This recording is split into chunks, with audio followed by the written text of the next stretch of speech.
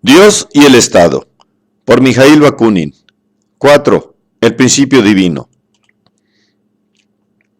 La historia, en el sistema de los idealistas, he dicho, no puede ser más que una caída continua.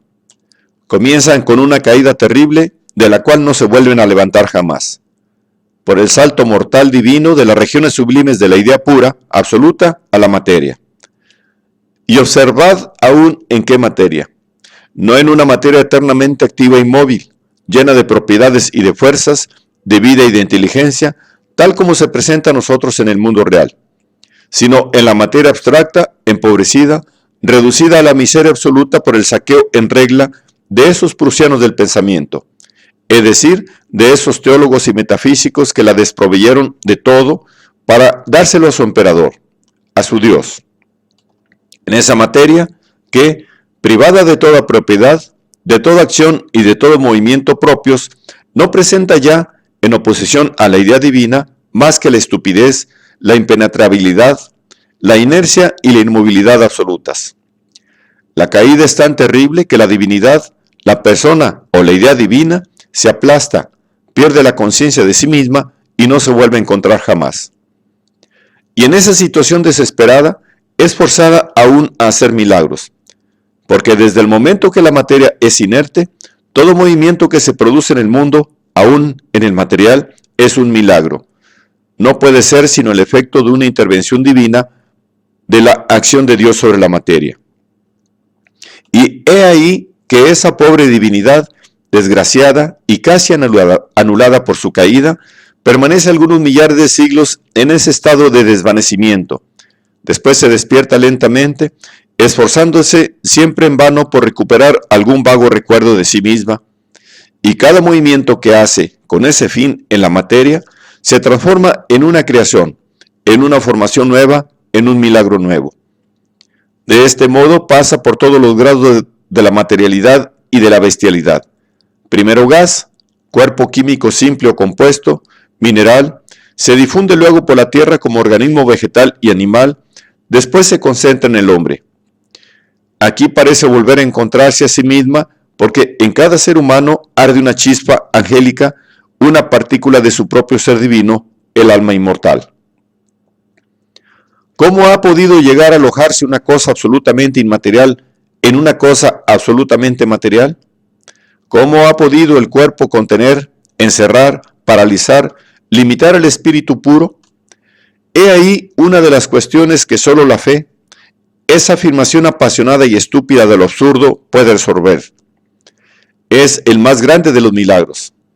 Aquí no tenemos sino que constatar los efectos, las consecuencias prácticas de ese milagro.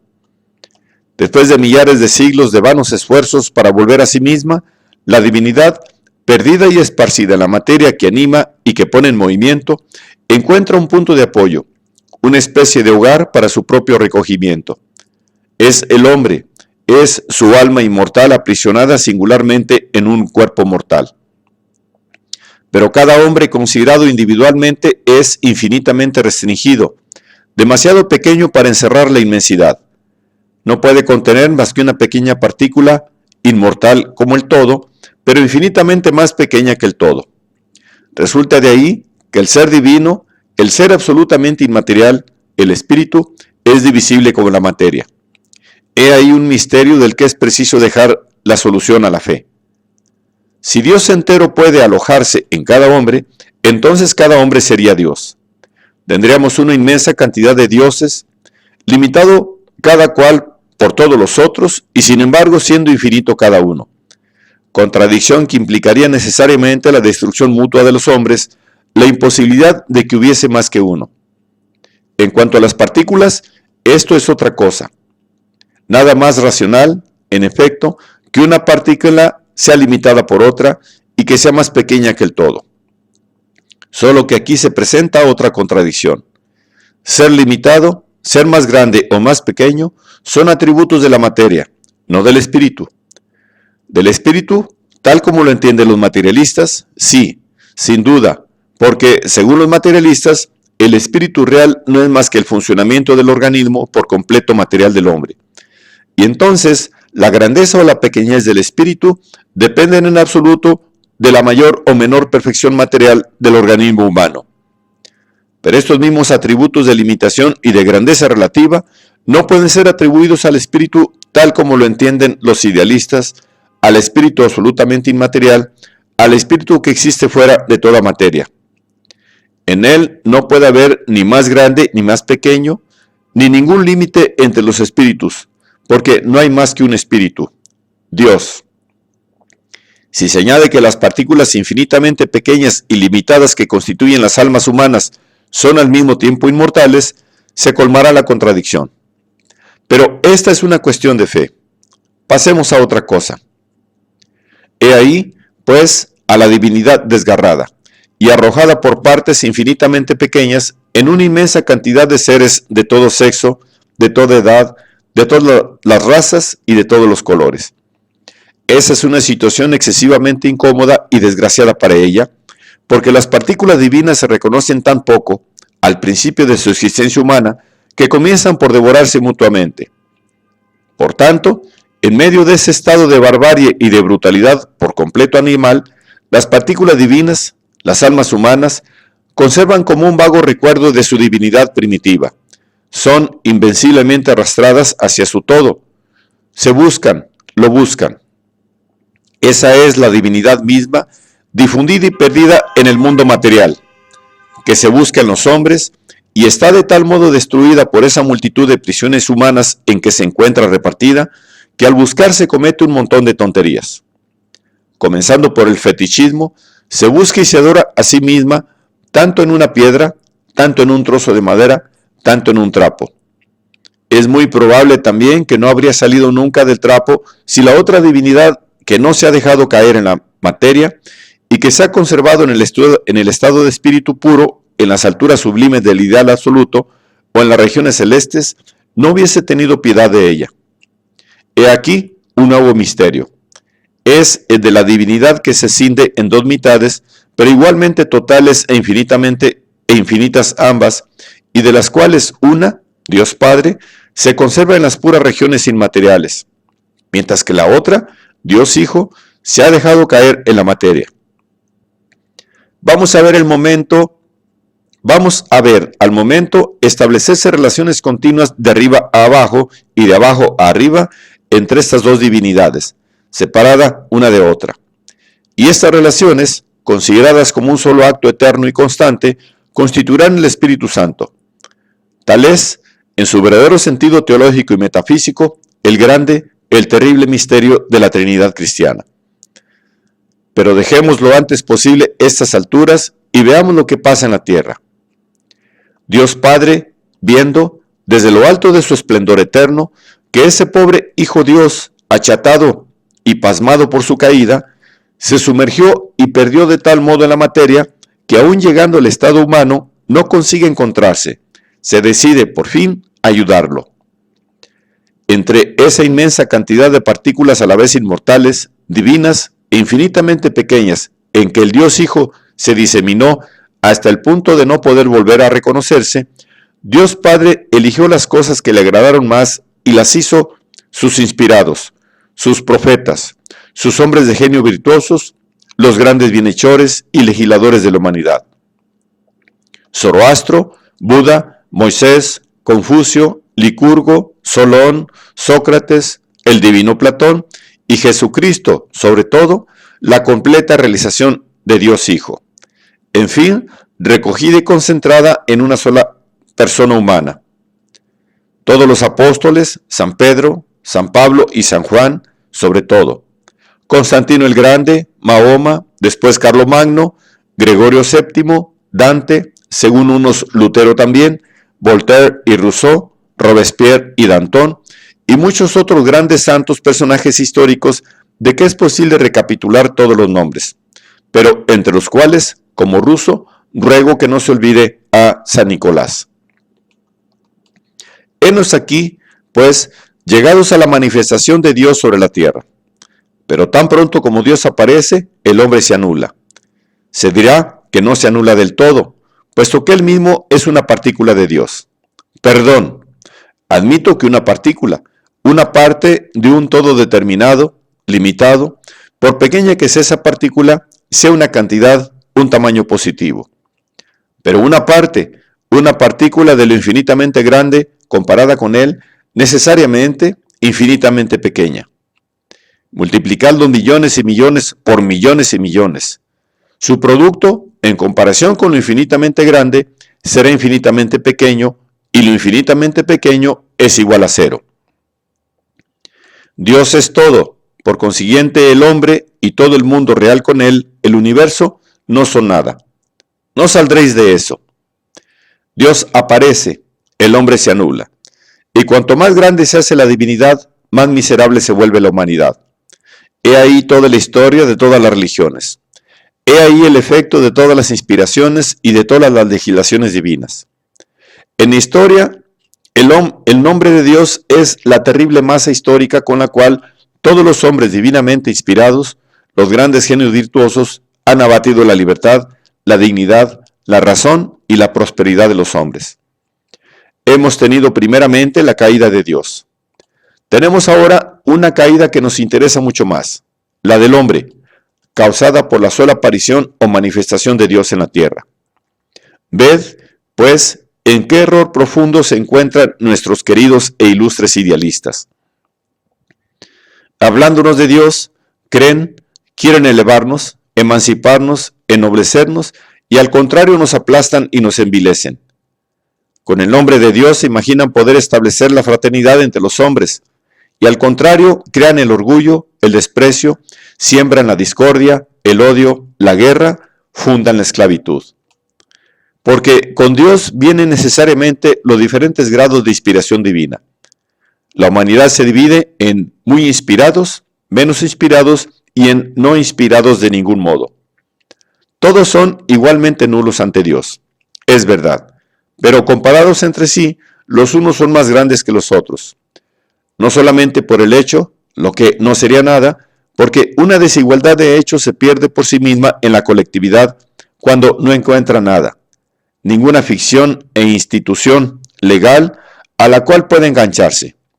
No, los rusos son más grandes que los otros por el derecho divino de la inspiración, lo que constituye de inmediato una desigualdad fija, constante, petrificada. Los más inspirados deben ser escuchados y obedecidos por los menos inspirados. He ahí el principio de la autoridad bien establecido y con él las dos instituciones fundamentales de la esclavitud, la Iglesia y el Estado. De todos los despotismos, el de los doctrinarios o de los inspirados religiosos es el peor. Son tan celosos de la gloria de su Dios y del triunfo de su idea que no les queda corazón ni para la libertad ni para la dignidad, ni aun para los sufrimientos de los hombres vivientes, de los hombres reales. El celo divino, la preocupación de la idea, acaban por desecar en las almas más tiernas, en los corazones más solidarios, las fuentes del amor humano. Considerando todo lo que es, todo lo que se hace en el mundo, desde el punto de vista de la eternidad o de la idea abstracta, tratan con desdén las cosas pasajeras. Ellos mismos no son más que seres que pasan y que, una vez pasados, son reemplazados por otros igualmente pasajeros, pero no vuelven jamás en persona. Lo que hay de permanente o de relativamente eterno en los hombres reales es el hecho de la humanidad que, al desenvolverse constantemente, pasa, cada vez más rica, de una generación a otra.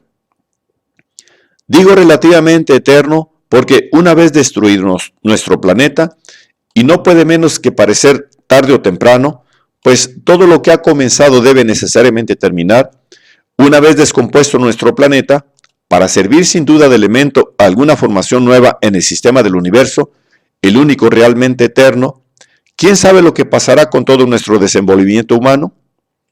Por consiguiente, como el momento de esa disolución está inmensamente lejos de nosotros, podemos considerar relativamente la vida humana tan corta a la humanidad como eterna. Pero este mismo hecho de la humanidad progresiva no es real y viviente, más que en tanto se manifiesta y se realiza en tiempos determinados, en lugares determinados, en hombres realmente vivos y no en su ideal general. La idea general es siempre una abstracción y por eso mismo, en cierto modo, una negación de la vida real. En mi escrito, Consideraciones filosóficas, he comprobado esta propiedad del pensamiento humano y por consiguiente también de la ciencia, de no poder aprender y nombrar en los hechos reales más que un sentido general, sus relaciones generales, sus leyes generales. En una palabra, lo que es permanente en sus transformaciones continuas, pero jamás su aspecto material individual y por decirlo así, palpitante de realidad y de vida, pero por eso mismo fugitivo, no es la realidad misma. El pensamiento de la vida, no la vida. He ahí su límite, el único límite verdaderamente infranqueable para ella, porque está fundado sobre la naturaleza misma del pensamiento humano, que es el único órgano de la ciencia. Sobre esta naturaleza se fundan tres derechos incontestables y la gran misión de la ciencia, pero también su impotencia vital y su acción malhechora siempre que, por sus representantes oficiales, patentados, se atribuye el derecho de gobernar la vida. La misión de la ciencia es esta: al constatar las relaciones generales inherentes al desenvolvimiento de los fenómenos tanto del mundo físico como del mundo social, planta, por decirlo así, los jalones inmutables de la marcha progresiva de la humanidad, indicando a los hombres las condiciones generales cuya observación rigurosa es necesaria y cuya ignorancia u olvido serán siempre fatales. En una palabra, la ciencia es la brújula de la vida, pero no es la vida. La ciencia es inmutable, impersonal, general, abstracta, insensible, como las leyes de que no es más que la reproducción ideal, reflexiva o mental, es decir, cerebral, para recordarnos que la ciencia misma no es más que un producto material de un órgano material, de la organización material del hombre, del cerebro. La vida es fugitiva, pasajera, pero también palpitante de realidad y de individualidad, de sensibilidad, de sufrimientos, de alegrías, de aspiraciones, de necesidades y de pasiones.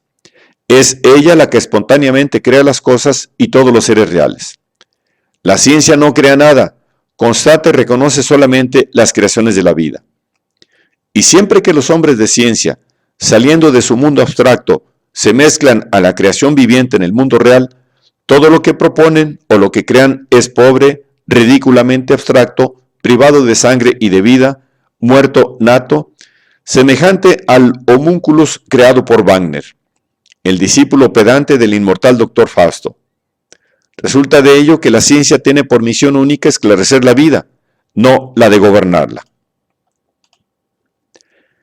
El gobierno de la ciencia y de los hombres de ciencia, aunque se llamen positivistas, discípulos de Augusto Comte o discípulos de la escuela doctrinaria del comunismo alemán, no puede ser sino impotente, ridículo, inhumano y cruel, opresivo, explotador, malhechor.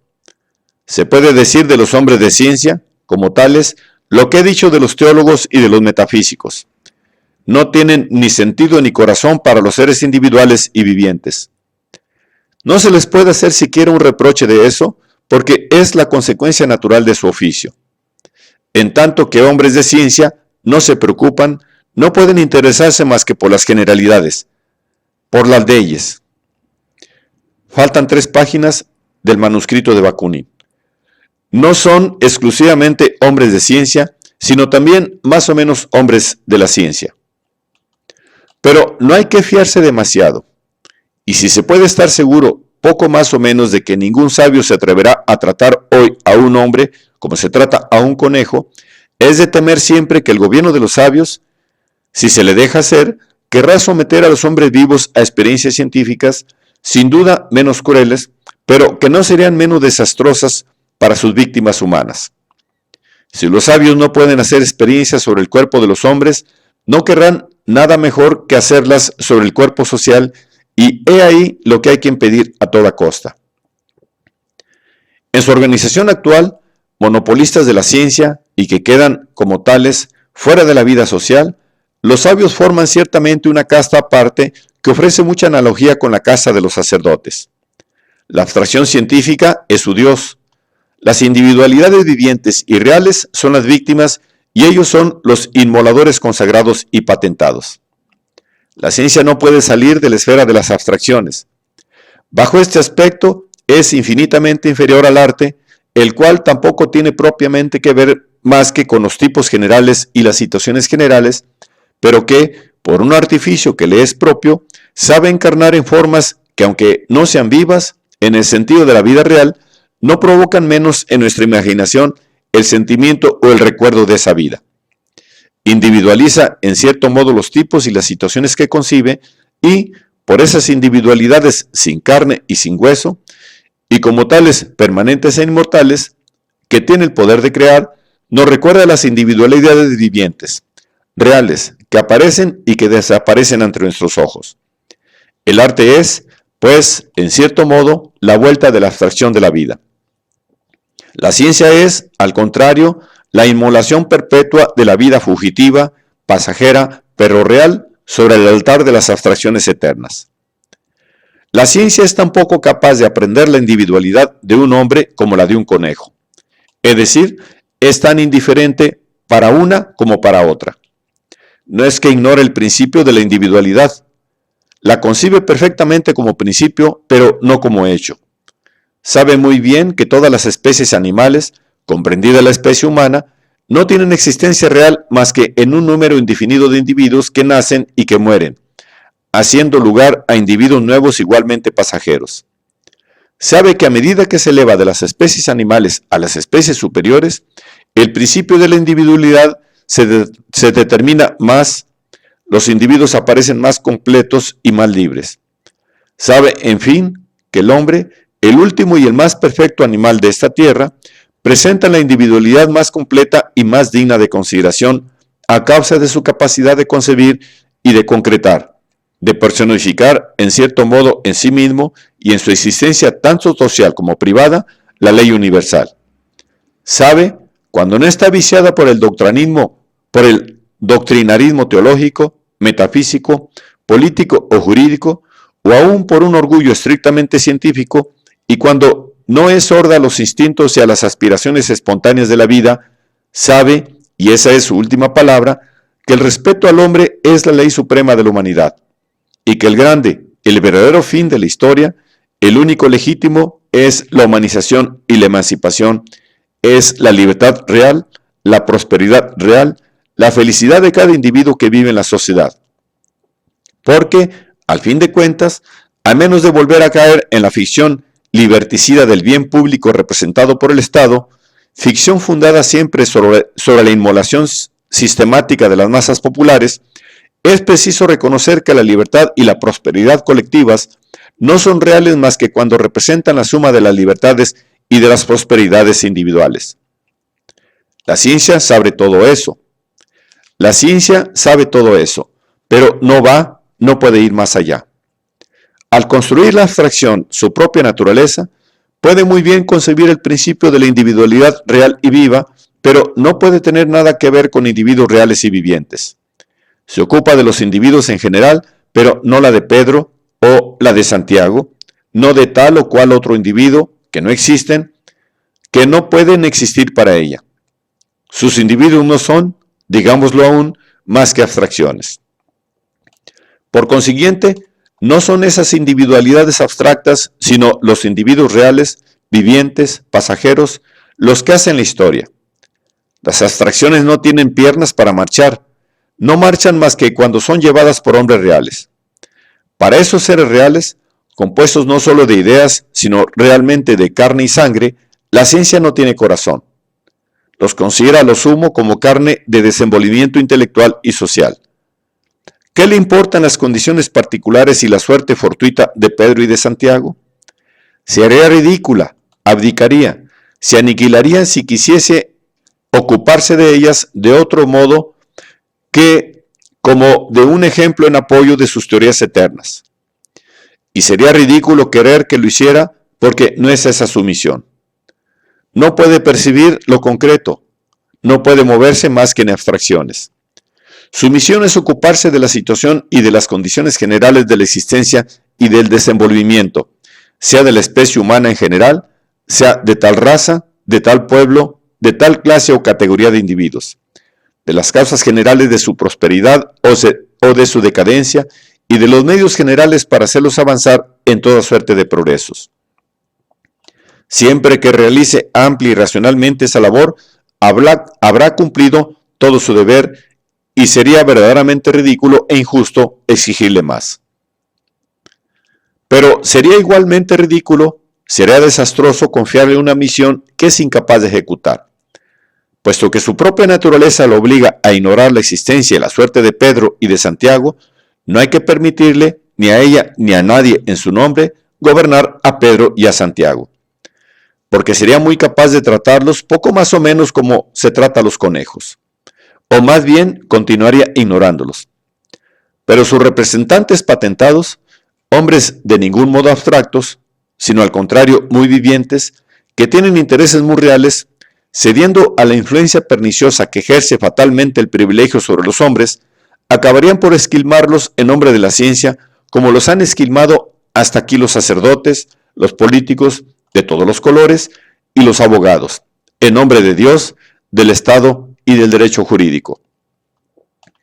Lo que predico es, pues, hasta un cierto punto, la rebelión de la vida contra la ciencia, o más bien contra el gobierno de la ciencia. No para destruir la ciencia, esto sería un crimen de lesa humanidad, sino para ponerla en su puesto, de manera que no pueda volver a salir de él. Hasta el presente, toda la historia humana no ha sido más que una inmolación perpetua y sangrienta de millones de pobres seres humanos a una abstracción despiadada cualquiera. Dios, patria, poder del Estado, honor nacional, derechos históricos, derechos jurídicos, libertad política, bien público. Tal ha sido hasta hoy el movimiento natural, espontáneo y fatal de las sociedades humanas. No podemos hacer nada ahí.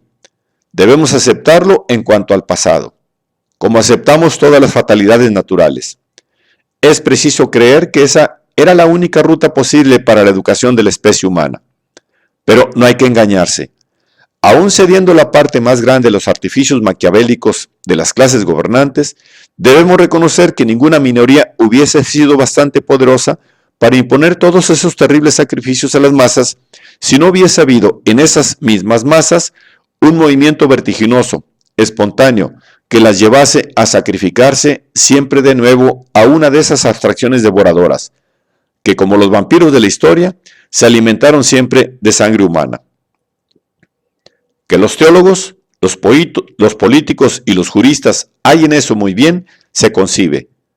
Sacerdotes de esas abstracciones no viven más que de esa continua inmolación de las masas populares. Que la metafísica dé también su consentimiento a eso, no debe asombrarnos tampoco. No tiene otra misión que la de legitimar y racionalizar todo lo posible lo que es inicuo y absurdo. Pero que la ciencia positiva misma haya mostrado hasta aquí idénticas tendencias, he ahí lo que debemos constatar y deplorar. No ha podido hacerlo más que por dos razones. Primero, porque, constituida al margen de la vida popular, está representada por un cuerpo privilegiado, y además porque se ha colocado ella misma, hasta aquí, como el fin absoluto y último de todo desenvolvimiento humano, mientras que, por una crítica juiciosa de que es capaz y que en última instancia se verá forzada a ejecutar contra sí misma, habría debido comprender que es realmente un medio necesario para la realización de un fin mucho más elevado, el de la completa humanización de la situación real de todos los individuos reales que nacen, viven y mueren sobre la tierra. La inmensa ventaja de la ciencia positiva sobre la teología, la metafísica, la política y el derecho jurídico consiste en eso, que en lugar de las abstracciones mentirosas y funestas predicadas por esas doctrinas, plantea abstracciones verdaderas que experimentan la naturaleza general o la lógica misma de las cosas, sus relaciones generales y las leyes generales de su desenvolvimiento. He ahí lo que la separa profundamente de todas las doctrinas precedentes y lo que le asegurará siempre una gran posición en la sociedad humana. Constituirá, en cierto modo, su conciencia colectiva. Pero hay un aspecto por el que se asocia absolutamente con todas esas doctrinas, que no tiene y no puede tener por objeto más que las abstracciones y es forzada, por su naturaleza misma, a ignorar los individuos reales, al margen de los cuales aún las abstracciones más verdaderas no tienen existencia real. Para remediar este defecto radical, he aquí la diferencia que deberá establecerse entre la acción práctica de las doctrinas precedentes y la ciencia positiva. Las primeras se han prevalido de la ignorancia de las masas para sacrificarlas con voluptuosidad a sus abstracciones, por lo demás siempre muy lucrativas para sus representantes corporales. La segunda, reconociendo su incapacidad absoluta para concebir los individuos reales e interesarse en su suerte, debe definitiva y absolutamente renunciar al gobierno de la sociedad, porque, si se mezclase en él, no podría obrar de otro modo que sacrificando siempre los hombres vivientes, que ignora a sus abstracciones que forman el único objeto de sus preocupaciones legítimas. La verdadera ciencia de la historia, por ejemplo, no existe todavía, y apenas si se comienza hoy a entrever las condiciones inmensamente complicadas de esa ciencia. Pero supongámosla en fin realizada. ¿Qué podrá darnos? Reproducirá el cuadro razonado y fiel del desenvolvimiento natural de las condiciones generales, tanto materiales como ideales, tanto económicas como políticas, de las sociedades que han tenido una historia. Pero ese cuadro universal de la civilización, por detallado que sea, no podrá nunca contener más que apreciaciones generales y por consiguiente abstractas. En este sentido, los millares de millones de individuos que han formado la materia viva y sufriente de esa historia, a la vez triunfal y lúgubre, desde el punto de vista de la inmensa hecatombe de víctimas aplastadas bajo su carro, los millares de millones de individuos oscuros, pero sin los cuales no habría sido obtenido ninguno de los grandes resultados abstractos de la historia y que, notadlo bien, no aprovecharon jamás ninguno de esos resultados, de esos individuos no encontraron la menor plaza en la historia. Han vivido, han sido inmolados en bien de la humanidad abstracta. He ahí todo. ¿Habrá que reprochar por eso a la ciencia de la historia? Sería ridículo e injusto. Los individuos son imperceptibles, los individuos son inapercibibles por el pensamiento, por la reflexión, aún por la palabra humana, que no es capaz de expresar más que abstracciones, inapercibibles en el presente lo mismo que en el pasado.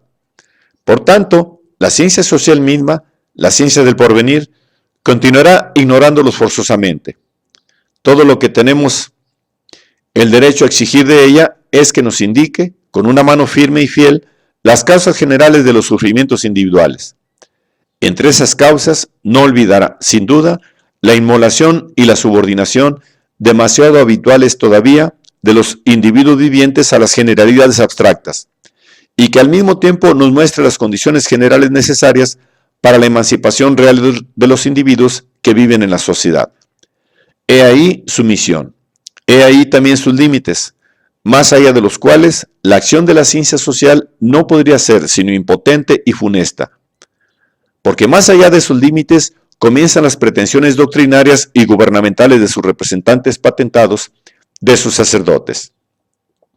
Y es tiempo de acabar con todos los papas y todos los sacerdotes. No los queremos ya, aunque se llamen demócratas socialistas. Otra vez más, la única misión de la ciencia es iluminar la ruta, pero solo la vida, libertada de todos los obstáculos gubernamentales y doctrinarios y de vuelta a la plenitud de sección espontánea, puede crear. ¿Cómo resolver esta antinomia? Por una parte, la ciencia es indispensable a la organización racional de la sociedad. Por otra, incapaz de interesar a lo que es real y viviente, no debe mezclarse en la organización real o práctica de la sociedad. Esta contradicción no puede ser resuelta más que de un solo modo: la liquidación de la ciencia como ser moral existente al margen de la vida social de todo el mundo y representada como tal por un cuerpo de sabios patentados, y su difusión en las masas populares. Estando llamada la ciencia en lo sucesivo a representar la conciencia colectiva de la sociedad, debe realmente convertirse en propiedad de todo el mundo. Por eso, sin perder nada de su carácter universal, del que no podrá jamás apartarse, bajo pena de cesar de ser ciencia, y aún continuando ocupándose exclusivamente de las causas generales, de las condiciones generales y de las relaciones generales de los individuos y de las cosas, se fundirá en la realidad con la vida inmediata y real de todos los individuos humanos. Este será un movimiento análogo a aquel que ha hecho decir a los protestantes: al comienzo de la reforma religiosa, que no había necesidad de sacerdotes, pues todo hombre se convertía en adelante en su propio sacerdote y gracias a la intervención invisible, única de Jesucristo, había llegado a tragarse, en fin, su propio Dios. Pero no se trata aquí ya de nuestro Señor Jesucristo, ni del buen Dios, ni de la libertad política, ni del derecho jurídico. Todas cosas reveladas, sea teológica, sea metafísicamente, y todas igualmente indigestas, como se sabe. El mundo de las abstracciones científicas no es revelado. Es inherente al mundo real, del cual no es más que la expresión y la representación general o abstracta. En tanto que forma una región separada, representada especialmente por el cuerpo de los sabios, ese mundo ideal nos amenaza con ocupar, frente al mundo real, el puesto del buen Dios y con reservar a sus representantes patentados el oficio de sacerdotes. Es por eso que, por la instrucción general, igual para todos y para todas, hay que disolver la organización social separada de la ciencia, a fin de que las masas, cesando de rebaños dirigidos y esquilmados por los pastores privilegiados, puedan tomar en sus manos sus propios destinos históricos. Pero en tanto que las masas no hayan llegado a ese grado de instrucción, ¿será necesario que se dejen gobernar por los hombres de ciencia? No quiera Dios. Sería mejor que vivieran sin la ciencia antes que dejarse gobernar por los sabios. El gobierno de los sabios tendría, por primera consecuencia, hacer inaccesible al pueblo la ciencia y sería necesariamente un gobierno aristocrático, porque la institución actual de la ciencia es una institución aristocrática. La aristocracia de la inteligencia. Desde el punto de vista práctico, la más implacable; desde el punto de vista social, la más arrogante y la más insultante. Tal sería el poder constituido en nombre de la ciencia. Ese régimen sería capaz de paralizar la vida y el movimiento de la sociedad. Los sabios, siempre presuntuosos, siempre llenos de suficiencia y siempre impotentes, querrían mezclarse en todo, y todas las fuentes de la vida se secarían bajo su soplo abstracto y sabio. Una vez más, la vida, no la ciencia, crea la vida. La acción espontánea del pueblo mismo es la única que puede crear la libertad popular. Sin duda, sería muy bueno que la ciencia pudiese, desde hoy, iluminar la marcha espontánea del pueblo hacia su emancipación. Pero más vale la ausencia de luz que una luz vertida con parsimonia desde fuera, con el fin evidente de extraviar al pueblo. Por otra parte, el pueblo no carecerá absolutamente de luz. No en vano ha recorrido el pueblo una larga carrera histórica y ha pagado sus errores con siglos de sufrimientos horribles. El resumen práctico de esas dolorosas experiencias constituye una especie de ciencia tradicional que, bajo ciertas relaciones, equivale muy bien a la ciencia teórica. En fin, una parte de la juventud estudiosa, aquellos de entre los burgueses estudiosos, que sienten bastante odio contra la mentira, contra la hipocresía, contra la iniquidad y contra la cobardía de la burguesía, para encontrar en sí el valor de volverle las espaldas y bastante pasión para abrazar sin reservas la causa justa y humana del proletariado, estos serán, como le he dicho ya, los instructores fraternales del pueblo. Aportándole conocimientos que le faltan aún, harán perfectamente inútil el gobierno de los sabios. Si el pueblo debe preservarse del gobierno de los sabios, con mayor razón debe presumirse contra el de los idealistas inspirados. Cuanto más sinceros son esos creyentes y esos poetas del cielo, más peligrosos se vuelven. La abstracción científica, lo he dicho ya, es una abstracción racional, verdadera en su ciencia, necesaria a la vida de lo que es la representación teórica, la conciencia. Debe ser absorbida y digerida por la vida. La abstracción idealista, Dios, es un veneno corrosivo que destruye y descompone la vida, que la falsea y la mata. El orgullo de los idealistas, no siendo personal, sino un orgullo divino, es invencible e implacable. Debe morir, pero no cederá nunca, y en tanto que le quede un soplo, tratará de someter al mundo el talón de su Dios, como los lugartenientes de Prusia, esos idealistas prácticos de Alemania, quisieran verlo aplastar bajo la bota de las espuelas de su rey. Es la misma fe, los objetivos no son ni siquiera muy diferentes, y el mismo resultado de la fe, la esclavitud. Es al mismo tiempo el triunfo del materialismo más craso y más brutal. No hay necesidad de demostrarlo por lo que se refiere a Alemania, porque habría que ser ciego verdaderamente para no verlo en el tiempo que corre. Pero creo necesario aún demostrarlo con relación al idealismo divino.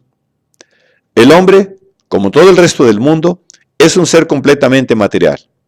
El espíritu, la facultad de pensar, de recibir y de reflejar las diversas sensaciones tanto exteriores como interiores, de recordarlas después de haber pasado y de reproducirlas por la imaginación, de compararlas y distinguirlas, de extraer las determinaciones comunes y de crear por eso mismo acciones generales o abstractas, a fin de formar las ideas agrupando y combinando las nociones según modos diferentes.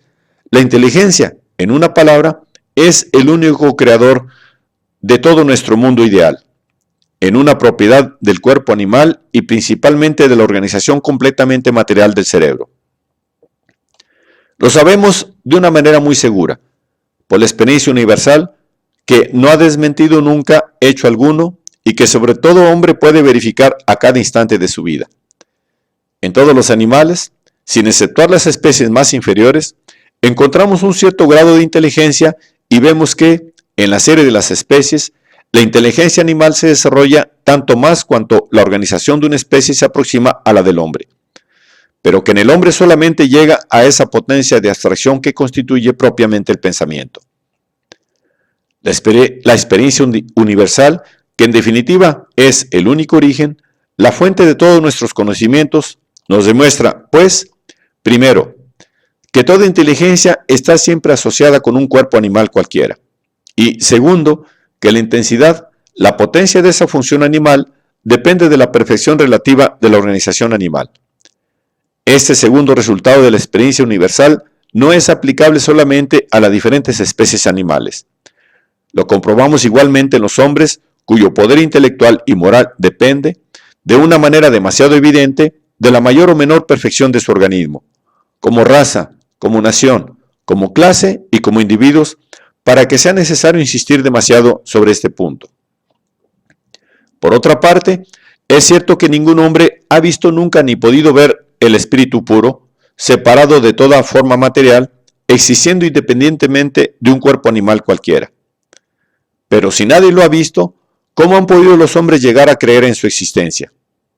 Porque el hecho de esa creencia es notorio y, si no universal, como lo pretenden los idealistas, al menos es muy general. Y como tal es digno de nuestra atención respetuosa, porque una creencia general, por tonta que sea, ejerce siempre una influencia demasiado poderosa sobre los destinos humanos,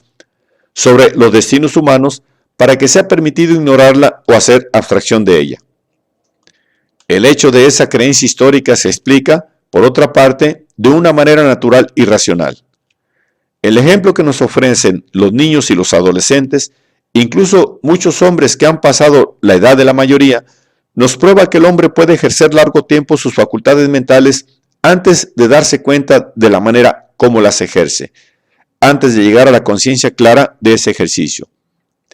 En ese periodo de funcionamiento del espíritu inconsciente de sí mismo, de esa acción de la inteligencia ingenua o creyente, el hombre, obsesionado por el mundo exterior e impulsado por ese aguijón interior que se llama la vida, crea una cantidad de imaginaciones, de nociones y de ideas, necesariamente muy imperfectas al principio, muy poco conformes a la realidad de las cosas y de los hechos que se esfuerzan por expresar. Y como no tiene la conciencia de su propia acción inteligente, como no sabe todavía qué es él mismo, el que ha producido y el que continúa produciendo esas imaginaciones, esas nociones, esas ideas, como ignora su origen subjetivo, es decir, humano, las considera naturalmente, necesariamente, como seres objetivos, como seres reales, en absoluto independientes de él, que existen en sí y por sí. Es así como los pueblos primitivos, al salir lentamente de su inocencia animal, han creado sus dioses.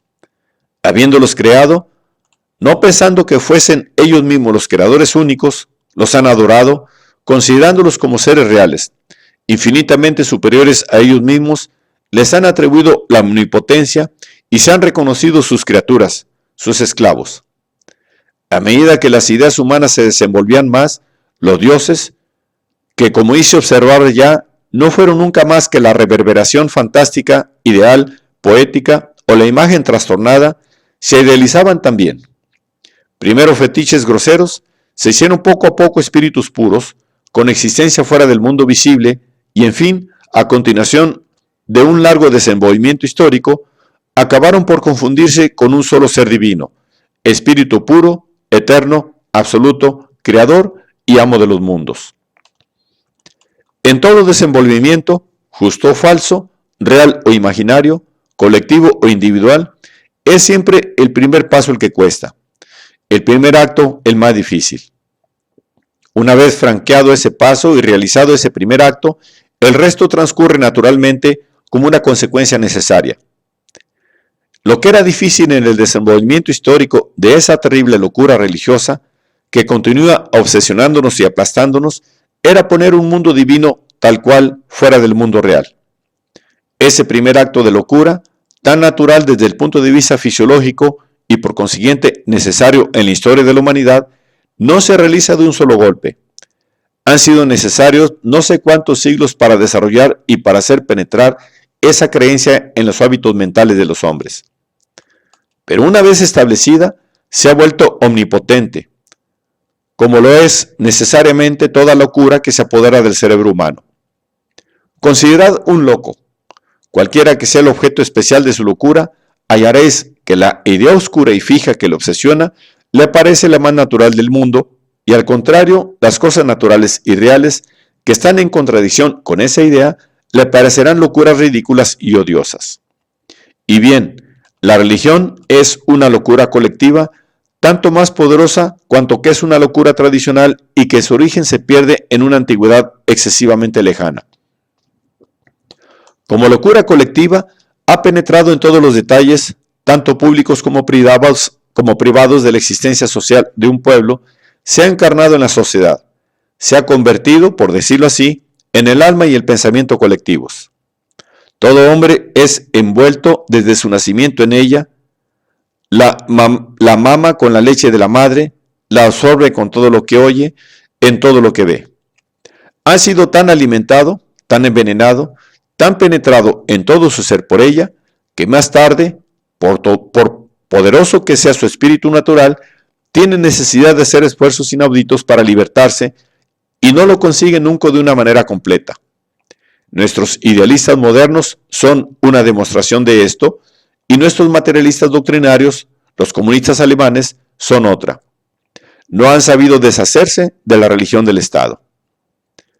Una vez bien establecido el mundo sobrenatural, el mundo divino de la imaginación tradicional de los pueblos, el desenvolvimiento de los diversos sistemas religiosos ha seguido su curso natural y lógico, siempre conforme, por otra parte, al desenvolvimiento contemporáneo y real de las relaciones económicas y políticas de que ha sido en todo tiempo, en el mundo de la fantasía religiosa, la reproducción fiel y la consagración divina. Es así como la locura colectiva e histórica que se llama religión se ha desarrollado desde el fetichismo, pasando por todos los grados del politeísmo hasta el monoteísmo cristiano. El segundo paso en el desenvolvimiento de las creencias religiosas, y el más difícil sin duda después del establecimiento de un mundo divino separado, fue precisamente esa transición del politeísmo al monoteísmo, del materialismo religioso de los paganos a la fe espiritualista de los cristianos. Los dioses paganos, y este fue su carácter principal, eran ante todo dioses exclusivamente nacionales. Después, como eran numerosos, conservaron necesariamente, más o menos, un carácter material, o más bien es porque eran materiales por lo que fueron tan numerosos, pues la diversidad es uno de los atributos principales del mundo real. Los dioses paganos no eran aún propiamente la negación de las cosas reales, no eran más que su exageración fantástica. Hemos visto cuánto costó esa transición al pueblo judío del que constituyó, por decirlo así, toda la historia. Moisés y los profetas se complacían en predicarles el Dios único. El pueblo volvía a caer en su idolatría primitiva, en la fe antigua, comparativamente mucho más natural, más cómoda en muchos buenos dioses, más materiales, más humanos, más palpables. Jehová mismo, su Dios único, el Dios de Moisés y de los profetas, era un Dios excesivamente nacional, aún que no se servía para recompensar y castigar a sus fieles, a su pueblo elegido, más que de argumentos materiales, a menudo estúpidos y siempre brutales y feroces. No parece que la fe en su existencia haya implicado la negación de la existencia de los dioses primitivos. El Dios judío no renegaba de la existencia de esos rivales, solo que no quería que su pueblo los adorase a su lado, porque ante todo Jehová era un Dios muy envidioso y su primer mandamiento fue este: soy tu Dios y no adorarás a otros dioses más que a mí. Jehová no fue más que un esbozo primero, muy material, muy grosero del idealismo moderno. No era, por lo demás, sino un Dios nacional, como el Dios ruso que adoran los generales rusos súbditos del zar y patriotas del imperio de todas las Rusias, como el Dios alemán, que sin duda van a proclamar bien pronto los pietistas y los generales alemanes súbditos de Guillermo I en Berlín. El ser supremo no puede ser un Dios nacional, debe ser el de la humanidad entera. El ser supremo no puede ser tampoco un ser material, debe ser la negación de toda materia, el espíritu puro. Para la realización del culto del ser supremo han sido necesarias dos cosas. Primera, una realización de la humanidad por la negación de las nacionalidades y de los cultos nacionales. Segunda, un desenvolvimiento ya muy avanzado de las ideas metafísicas para espiritualizar al Jehová tan grosero de los judíos. La primera condición fue cumplida por los romanos de una manera muy negativa, sin duda, por la conquista de la mayor parte de los países conocidos de los antiguos y por la destrucción de sus instituciones nacionales. Gracias a ellos, el altar de un Dios único y supremo pudo establecerse sobre las ruinas de otros millares de altares nacionales.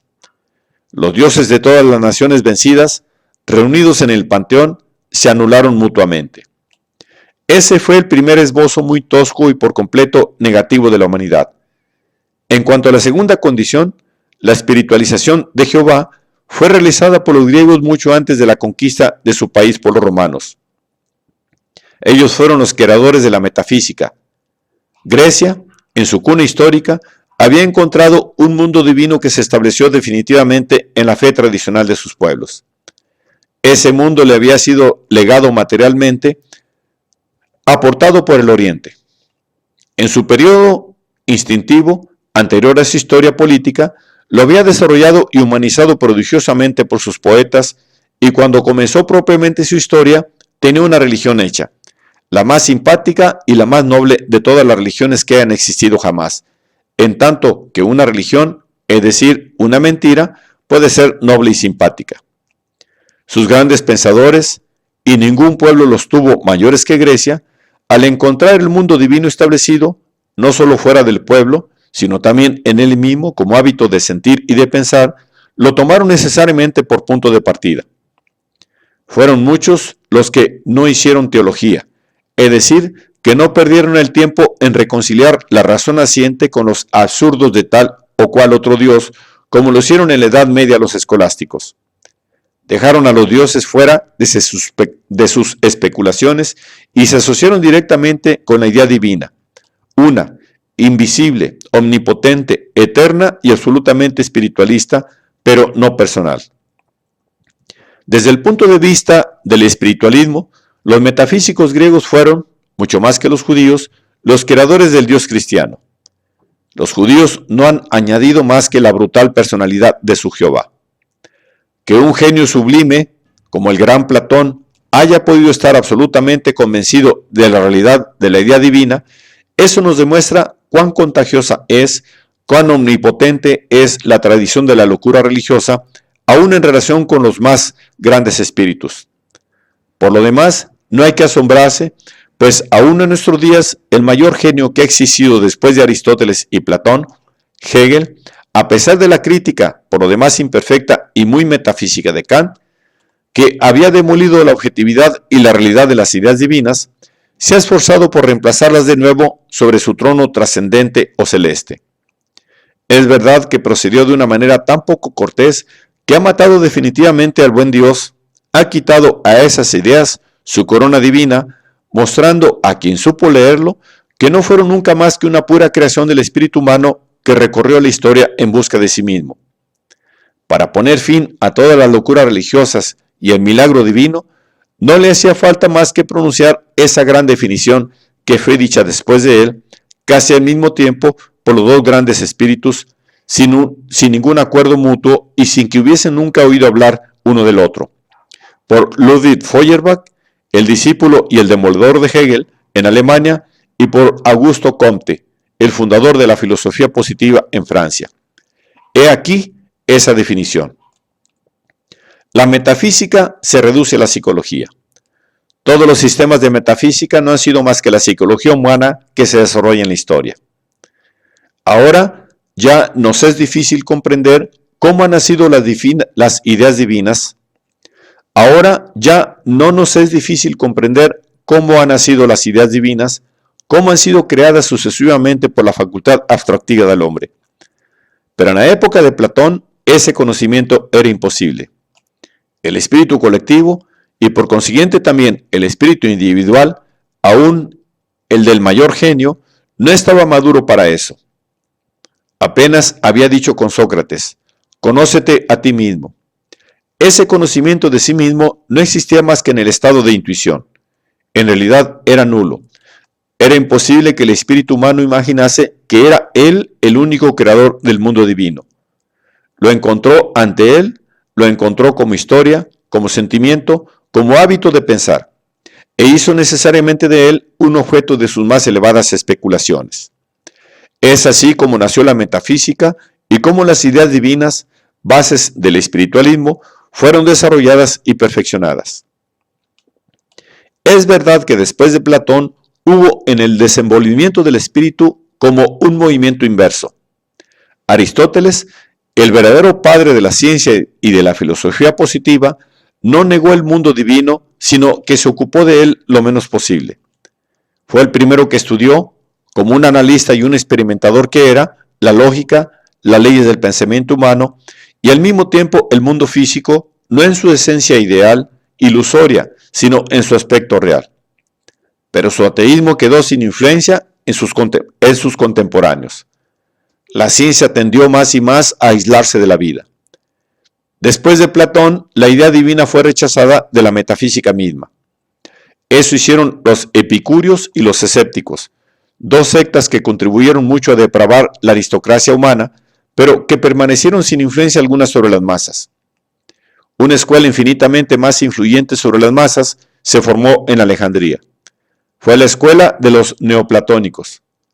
Confundiendo en una mezcolanza impura las imaginaciones monstruosas de Oriente con las ideas de Platón, ellos fueron los verdaderos preparadores y más tarde los elaboradores de los dogmas cristianos. Por consiguiente, el egoísmo personal y grosero de Jehová, la dominación no menos brutal y grosera de los romanos y la ideal especulación metafísica de los griegos, materializada por el contacto del Oriente, tales fueron los tres elementos históricos que constituyeron la religión espiritualista de los cristianos. Para establecer sobre las ruinas de sus altares tan numerosos el altar de un Dios único y supremo, amo del mundo, ha sido preciso que fuera destruida primero la existencia autónoma de las diferentes naciones que componían el mundo pagano o antiguo. Es lo que hicieron brutalmente los romanos, que, al conquistar la mayor parte del mundo conocido de los antiguos, crearon, en cierto modo, el primer esbozo, sin duda por completo negativo y burdo, de la humanidad. Un Dios que se levantaba así por encima de todas las diferencias nacionales, tanto materiales como sociales, de todos los países, que era como su negación directa, debía ser necesariamente un ser inmaterial y abstracto. Pero la fe tan difícil en la existencia de un ser semejante no ha podido nacer de un solo golpe. Por tanto, como lo he demostrado en el mencionado trabajo, Consideraciones filosóficas, fue largamente preparada y desarrollada por la metafísica griega, la primera en establecer de una manera filosófica la noción de la idea divina, modelo eternamente creador y siempre reproducido por el mundo visible. Pero la divinidad concebida y creada por la filosofía griega era una divinidad impersonal, pues ninguna metafísica, si es consecuente y seria, se podía elevar o más bien rebajar a la idea de un Dios personal. Ha sido preciso encontrar, pues, un Dios que fuese único y que fuese muy personal a la vez. Se encontró en la persona muy brutal, muy egoísta y muy cruel de Jehová, el Dios nacional de los judíos. Pero los judíos, a pesar de ese espíritu nacional exclusivo que los distingue aún hoy, se habían convertido de hecho, mucho antes del nacimiento de Cristo, en el pueblo más internacional del mundo. Arrastrados en parte como cautivos, pero mucho más aún por esa pasión mercantil que constituye uno de los rasgos principales de su carácter nacional, se habían esparcido por todos los países, llevando a todas partes el culto a Jehová, al que se volvían tanto más fieles cuanto más los abandonaba. En Alejandría, ese Dios terrible de los judíos conoció personalmente la divinidad metafísica de Platón, ya muy corrompida por el contacto con el Oriente, que se corrompió aún más después por el suyo. A pesar de su exclusivismo nacional, envidioso y feroz, no pudo resistir a la larga los encantos de esa divinidad ideal e impersonal de los griegos. Se casó con ella, y de ese matrimonio nació el Dios espiritualista, no espiritual, de los cristianos. Se sabe que los neoplatónicos de Alejandría fueron los principales creadores de la teología cristiana. Pero la teología no constituye todavía la religión, como los elementos históricos no bastan para crear la historia. Yo llamo elementos históricos a las disposiciones y condiciones generales de un desenvolvimiento real cualquiera. Por ejemplo, en este caso, la conquista de los romanos y el encuentro del Dios de los judíos con la divinidad ideal de los griegos. Para fecundar los elementos históricos, para hacerles producir una serie de transformaciones históricas nuevas, es preciso un hecho vivo, espontáneo, sin el cual habrían podido quedar muchos siglos aún en estados de elementos sin producir nada. Este hecho no faltó al cristianismo. Fue la propaganda, el martirio y la muerte de Jesús. No sabemos casi nada de ese grande y santo personaje. Todo lo que los evangelios nos dicen es tan contradictorio y tan fabuloso que apenas podemos tomar de ahí algunos rasgos reales y vivientes. Lo que es cierto es que fue el predicador del pobre pueblo, el amigo, el consolador de los miserables, de los ignorantes, de los esclavos y de las mujeres, y que fue muy amado por éstas. Prometió a todos los que eran oprimidos, a todos los que sufrían aquí abajo, y el número es inmenso, la vida eterna. Fue, como es natural, crucificado por los representantes de la moral oficial y del orden público de la época. Sus discípulos y los discípulos de sus discípulos pudieron esparcirse gracias a la conquista de los romanos que habían destruido las barreras nacionales y llevaron, en efecto, la propaganda del Evangelio a todos los países conocidos de los antiguos. En todas partes fueron recibidos con los brazos abiertos por los esclavos y por las mujeres, las dos clases más oprimidas, las que más sufrían y naturalmente también las más ignorantes del mundo antiguo. Se hicieron algunos prosélitos en el mundo privilegiado e instruido, no lo debieron, en gran parte, más que a la influencia de las mujeres. Su propaganda más amplia se ejerció casi exclusivamente en el pueblo, tan desgraciado como embrutecido por la esclavitud. Ese fue el primer despertar, la primera rebelión del proletariado. El gran honor del cristianismo, su mérito incontestable y todo el secreto de su triunfo inaudito, y por otra parte en absoluto legítimo, fue el de haberse dirigido a ese público doliente e inmenso, a quien el mundo antiguo, que constituía una aristocracia intelectual y política estrecha y feroz, negaba hasta los últimos atributos y los derechos más elementales de la humanidad. De otro modo, no habría podido nunca difundirse. La doctrina que enseñaban los apóstoles de Cristo, por consoladora que haya podido aparecer a los desgraciados, era demasiado repulsiva, demasiado absurda desde el punto de vista de la razón humana para que los hombres ilustrados hubieran podido aceptarla. Con qué triunfo habla el apóstol San Pablo del escándalo de la fe y del triunfo de esa divina locura rechazada por los poderosos y los sabios del siglo, pero tanto más apasionadamente aceptada por los sencillos, por los ignorantes y por los pobres de espíritu. En efecto, era preciso un profundo descontento de la vida, una gran sed del corazón y una pobreza poco menos que absoluta del espíritu para aceptar el absurdo cristiano, el más atrevido y monstruoso de todos los absurdos religiosos. No era solo la negación de todas las instituciones políticas, sociales y religiosas de la antiguerra. Era el derrumbamiento absoluto del sentido común y de toda razón humana. El ser efectivamente existente, el mundo real, fue considerado en lo sucesivo como la nada. El producto de la facultad abstracta del hombre, la última, la suprema abstracción, en la que esa facultad, habiendo superado todas las cosas existentes y hasta las determinaciones más generales del ser real, tales como las ideas del espacio y del tiempo, no teniendo nada que superar ya, se reposa en la contemplación de su vacío y de la inmovilidad absoluta. Esta abstracción, este caput mortum, absolutamente vacío de todo contenido, el verdadero nada, Dios, es proclamado el único real, eterno, omnipotente. El todo real es declarado nulo y el nulo absoluto es declarado el todo.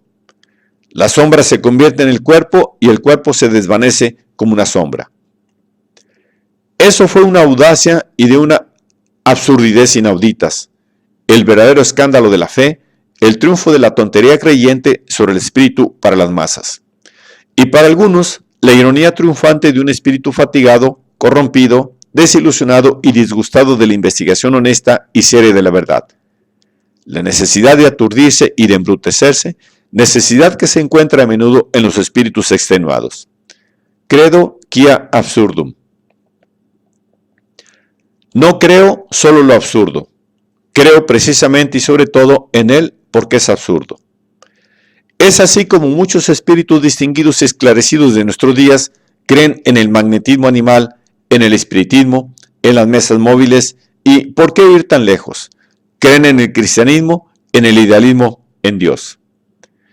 La creencia del proletariado antiguo, lo mismo que las de las masas modernas después de él, era más robusta, de gusto menos elevado y más sencillo. La propaganda cristiana se había dirigido a su corazón, no a su espíritu, a sus aspiraciones eternas, a sus sufrimientos, a su esclavitud, no a su razón que dormía aún y para la cual las contradicciones lógicas, la evidencia del absurdo, no podían existir por consiguiente. La sola cuestión que le interesaba era saber cuándo sonaría la hora de la liberación prometida, cuándo llegaría el reino de Dios. En cuanto a los dogmas teológicos, no se preocupaba de ellos, porque no los comprendía de ningún modo. El proletariado convertido al cristianismo constituía la potencia material ascendente, no el pensamiento teórico. En cuanto a los dogmas cristianos, fueron elaborados, como se sabe, en una serie de trabajos teológicos, literarios y en los concilios, principalmente por los neoplatónicos convertidos del Oriente. El espíritu griego había caído tan bajo en el cuarto siglo de la era cristiana ya, época del primer concilio, encontramos la idea de un Dios personal, espíritu puro, eterno absoluto, creador y señor supremo del mundo, con existencia fuera del mundo, unánimemente aceptada por todos los padres de la Iglesia, y como consecuencia lógica de este absurdo absoluto, la creencia desde entonces natural y necesaria en la inmaterialidad y en la inmortalidad del alma humana, alojada y aprisionada en un cuerpo mortal, pero mortal solo en parte, porque en ese cuerpo mismo hay una parte que, aun siendo corporal, es inmortal como el alma y debe resucitar como el alma. Tan difícil ha sido, aún para los padres de la Iglesia, representarse el espíritu puro al margen de toda forma corporal. Es preciso observar que, en general, el carácter de todo razonamiento teológico y metafísico también es tratar de explicar un absurdo por otro. Ha sido una dicha para el cristianismo haber hallado el mundo de los esclavos. Tuvo otra dicha, la invasión de los bárbaros. Los bárbaros eran buenas gentes, llenas de fuerza natural y sobre todo animadas e impulsadas por una gran necesidad y por una gran capacidad de vivir. Bandidos a toda prueba, capaces de devastarlo todo y de arrastrarlo todo, lo mismo que sus sucesores, los alemanes actuales. Muchos menos sistemáticos y pedantes en su banditismo que estos últimos, mucho menos morales, menos sabios, pero por el contrario, mucho más independientes y más altivos, capaces de ciencia y no incapaces de libertad, como los burgueses de la Alemania moderna. Pero con todas estas grandes cualidades, no eran nada más que bárbaros, es decir, tan indiferentes como los esclavos antiguos, de los cuales muchos, por lo demás, pertenecían a su raza, con respecto a todas las cuestiones de la teología y de la metafísica. De suerte que una vez rota su repugnancia práctica, no fue difícil convertirlos teóricamente al cristianismo.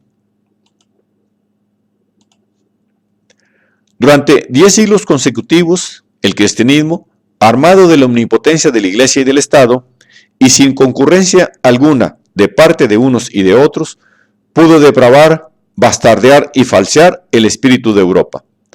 No tuvo concurrentes, puesto que fuera de la Iglesia no había pensadores ni aun gente instruida. Si se levantaron herejías en su seno, no atacaron nunca más que los desenvolvimientos teológicos prácticos del dogma fundamental, no el dogma mismo. La creencia en Dios, espíritu puro y creador del mundo, y la creencia en la inmaterialidad del alma permanecieron intactas. Esta doble creencia se convirtió en la base ideal de toda la civilización occidental y oriental de Europa y penetró, se encarnó en todas las instituciones, en todos los detalles de la vida, tanto pública como privada, de todas las clases como de las masas. ¿Se puede uno asombrar, después de esto, que se haya mantenido esa creencia hasta nuestros días y que continúe ejerciendo su influencia desastrosa aún sobre espíritus de élite como Massine, Quinet, Michelet y otros tantos?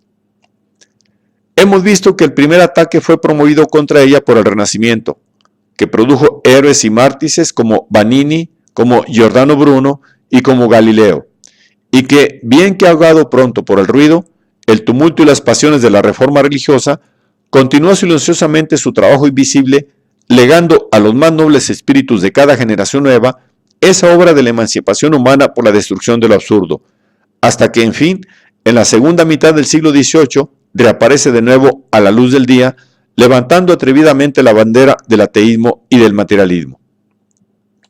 Se pudo creer entonces que el espíritu humano iba, en fin, a libertarse, una vez por todas, de todas las obsesiones divinas. Fue un error. La mentira divina de que se había alimentado la humanidad, para no hablar más que del mundo cristiano, durante 18 siglos, debía mostrarse, una vez más poderosa que la humana verdad. No pudiendo ya servirse de la gente negra, de los cuervos consagrados de la Iglesia, de los sacerdotes católicos o protestantes, que habían perdido todo crédito, se sirvió de los sacerdotes laicos, de los mentirosos y de los sofistas de túnica corta, entre los cuales el papel principal fue dado a dos hombres fatales, uno, el espíritu más falso, el otro, la voluntad más doctrinariamente despótica del siglo pasado, a J.J. Rousseau y a Robespierre. El primero representa el verdadero tipo de la estrechez y de la mezquindad sombría, de la exaltación, sin otro objeto que su propia persona, del entusiasmo en frío y de la hipocresía a la vez sentimental e implacable, de la mentira forzada del idealismo moderno. Se puede considerarlo como el verdadero creador de la reacción moderna. En apariencia, el escritor más democrático del siglo XVIII incuba en sí el despotismo despiadado del estadista. Fue el profeta del estado doctrinario, como Robespierre, su digno y fiel discípulo, que trató de convertirse en el gran sacerdote. Habiendo oído decir a Voltaire que si no hubiese existido Dios habría sido necesario inventarlo, J.J. Rousseau inventó el Ser Supremo, el Dios abstracto y estéril de los deístas. Y es en nombre del Ser Supremo y de la virtud hipócrita ordenada por el Ser Supremo que Robespierre guillotinó a los hebertistas primero, luego al genio mismo de la revolución, a Danton, en cuya persona asesinó la República, preparando así el triunfo, desde entonces necesario, de la dictadura de Bonaparte I. Después de este gran triunfo, la reacción idealista buscó y encontró servidores menos fanáticos, menos terribles, medidos por la talla considerablemente empequeñecida de la burguesía de nuestro siglo. En Francia fueron Chateaubriand, Lamartine Y es preciso decirlo, y por qué no, hay que decirlo todo, cuando es verdad, fue Víctor Hugo mismo, el demócrata, el republicano, el casi socialista de hoy, y tras él toda la cohorte melancólica y sentimental de espíritus flacos y pálidos, quienes constituyeron, bajo la dirección de sus maestros, la escuela del romanticismo moderno. En Alemania fueron los Schlegel, los Tieck, los Novalis, los Werner, los Schelling y tantos otros aún cuyos nombres no merecen siquiera ser mencionados. La literatura creada por esa escuela fue el verdadero reino de los espectros y de los fantasmas. No soportaba la luz del día, pues el claroscuro era el único elemento en que podía vivir. No soportaba tampoco el contacto brutal de las masas. Era la literatura de las almas tiernas, delicadas, distinguidas, que aspiraban al cielo, a su patria, y que vivían como a su pesar sobre la tierra. Tenía horror y desprecio a la política, a las cuestiones del día. Pero cuando hablaba por azar de ellas, se mostraba francamente reaccionaria, tomando el partido de la Iglesia contra la insolencia de los librepensadores, de los reyes contra los pueblos y de todas las aristocracias contra la vil canalla de las calles. Por lo demás, como acabo de decirlo, lo que dominaba en la escuela era una indiferencia casi completa para las cuestiones políticas. En medio de las nubes en que vivía, no se podían distinguir más que dos puntos reales: el desenvolvimiento rápido del materialismo burgués y el desencadenamiento desenfrenado de las vanidades individuales. Para comprender esa literatura, es preciso buscar la razón de ser en la transformación que se había operado en el seno de la clase burguesa desde la Revolución de 1793. Desde el Renacimiento y la Reforma hasta esa revolución, la burguesía, si no en Alemania, al menos en Italia, en Francia, en Suiza, en Inglaterra, en Holanda, fue el héroe y representó el genio revolucionario de la historia. De su seno salieron, en su mayoría, los librepensadores del siglo XV, los grandes reformadores religiosos de los 2 siglos siguientes y los apóstoles de la emancipación humana del siglo pasado, comprendidos esta vez también los de Alemania. Ella sola, naturalmente apoyada por las simpatías y en los brazos del pueblo que tenía fe en ella, hizo la revolución del 89 y la del 93. Había proclamado la decadencia de la realeza y de la iglesia, la fraternidad de los pueblos, los derechos del hombre y del ciudadano. He ahí sus títulos de gloria. Son inmortales. Desde entonces se escindió una parte considerable de adquisidores de bienes nacionales enriquecidos y apoyándose esta vez no sobre el proletariado de las ciudades, sino sobre la mayor parte de los campesinos de Francia, que se habían hecho igualmente propietarios terrícolas, aspiraban a la paz, al restablecimiento del orden público, a la fundación de un gobierno regular y poderoso.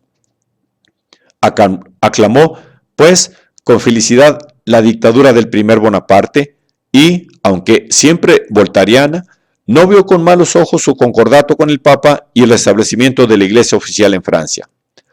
La religión es tan necesaria al pueblo. Lo que quiere decir que, repuesta, esa parte de la burguesía comenzó desde entonces a comprender que era urgente, en interés de la conservación de su posición y de sus bienes adquiridos, engañar el hambre no satisfecha del pueblo con las promesas de un maná celeste. Fue entonces como comenzó a predicar Chateaubriand. Napoleón cayó. La restauración devolvió a Francia, con la monarquía legítima, la potencia de la iglesia y de la aristocracia nobiliaria, que se resarcieron, si no del todo, al menos de una considerable parte de su antiguo poder. Esta reacción echó la burguesía a la revolución, y con el espíritu revolucionario se despertó en ella también la incredulidad. Con Chateaubriand, a un lado, volvió a comenzar a leer a Voltaire. No llegó hasta Diderot.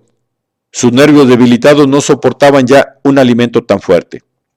Voltaire, a la vez incrédulo y teísta, le convenía, al contrario, mucho. Béranger y Paul-Louis Courtier expresaron perfectamente esta tendencia nueva. El Dios de las buenas gentes y el ideal del rey burgués, a la vez liberal y democrático, dibujado sobre el fondo majestuoso y en lo sucesivo y ofensivo de las victorias gigantescas del imperio, tal fue, en esa época, el alimento intelectual cotidiano de la burguesía de Francia. Lamartine aguijoneado por la envidia vanidosamente ridícula de elevarse a la altura del gran poeta inglés Byron, había comenzado sus himnos fríamente delirantes en honor del dios de los gentilhombres y de la monarquía legítima. Pero sus cantos no repercutían más que en los salones democráticos. La burguesía no los oía. Berenger era su poeta y Paul-Louis Courier su escritor político. La Revolución de Julio tuvo por consecuencia el ennoblecimiento de sus gustos.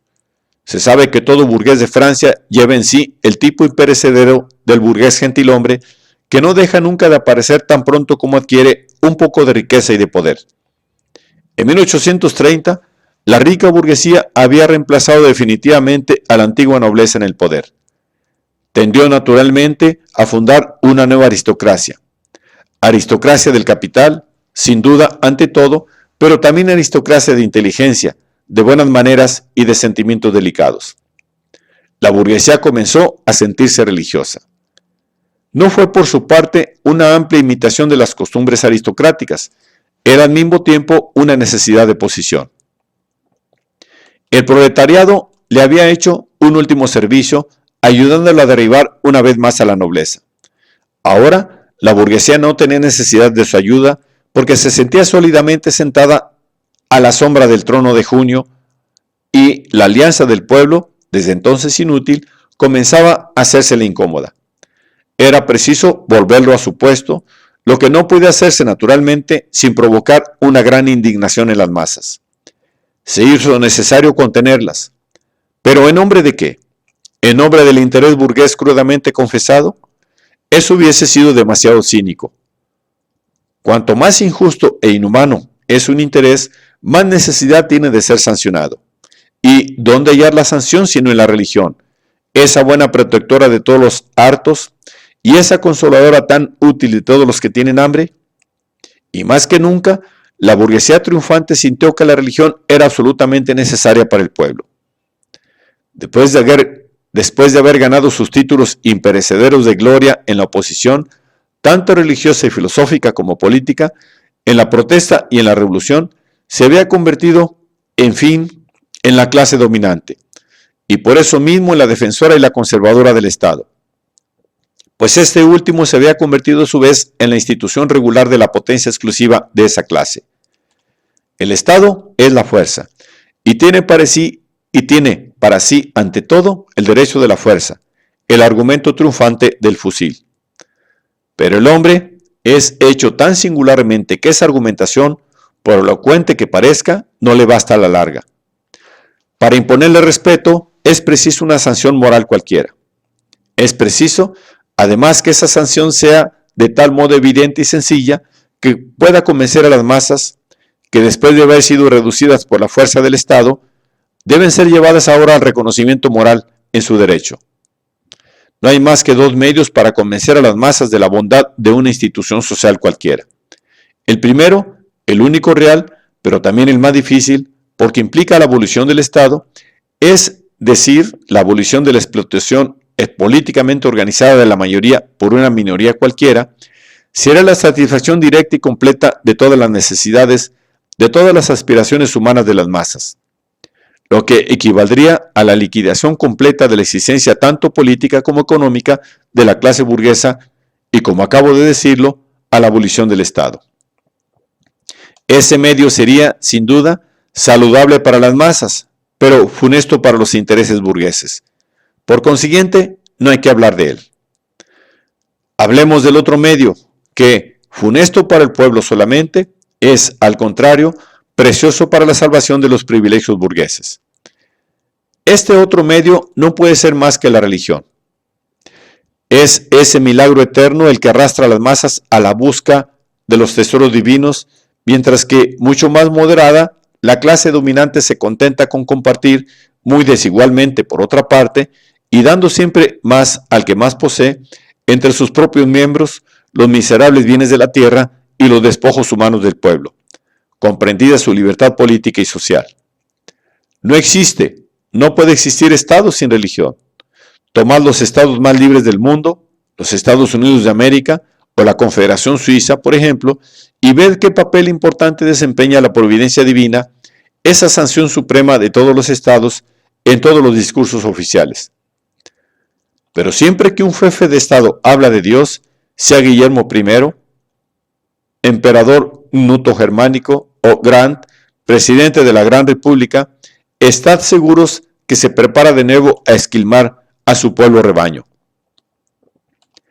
La burguesía francesa, liberal, volteriana e impulsada por su temperamento a un positivismo, por no decir a un materialismo, singularmente estrecho y brutal, convertida por su triunfo de 1830 en la clase del Estado, ha debido, pues, darse necesariamente una religión oficial. La cosa no era fácil.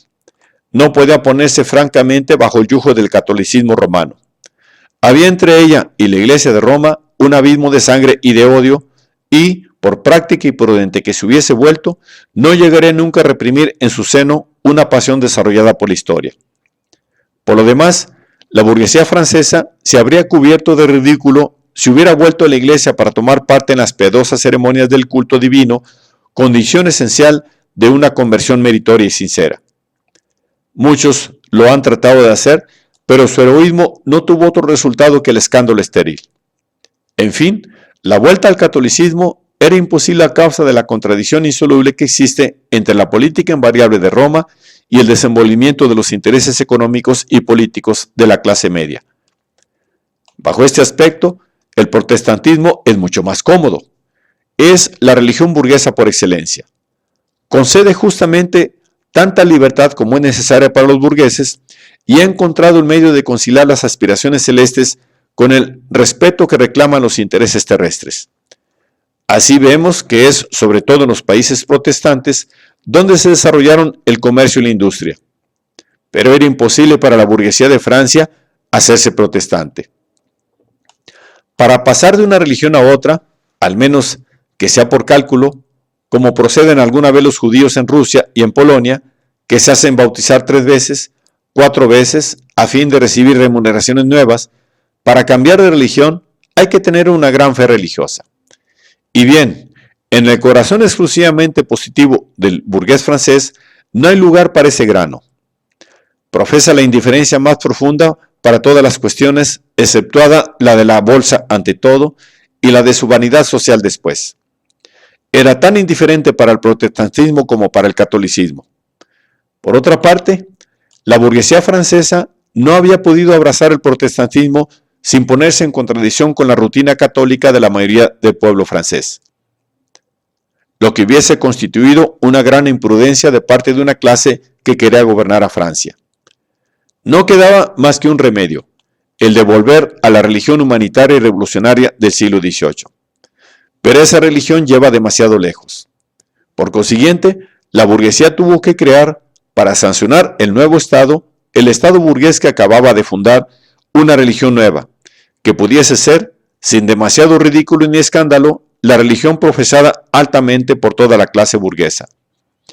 Es así como nació el teísmo de la escuela doctrinaria. Otros han hecho, mucho mejor de lo que yo sabría hacerlo, la historia del nacimiento y del desenvolvimiento de esa escuela, que tuvo una influencia tan decisiva, y puedo decirlo bien, tan funesta para la educación política, intelectual y moral de la juventud burguesa de Francia. Data de Benjamin Constant y de la señora Estelle, pero su verdadero fundador fue Roger Collard. Sus apóstoles, los señores Guizot, Cousin, Villemain y muchos otros, su objetivo altamente confesado: la reconciliación de la revolución con la reacción, o para hablar el lenguaje de la escuela, del principio de la libertad con el de la autoridad, naturalmente en provecho de esta última. Esta reconciliación significaba, en política, el escaumeteo de la libertad popular en provecho de la dominación burguesa, representada por el Estado monárquico y constitucional. En filosofía, la sumisión reflexiva de la libre razón a los principios eternos de la fe. Se sabe que esta filosofía fue elaborada principalmente por Cousin, el padre del eclecticismo francés.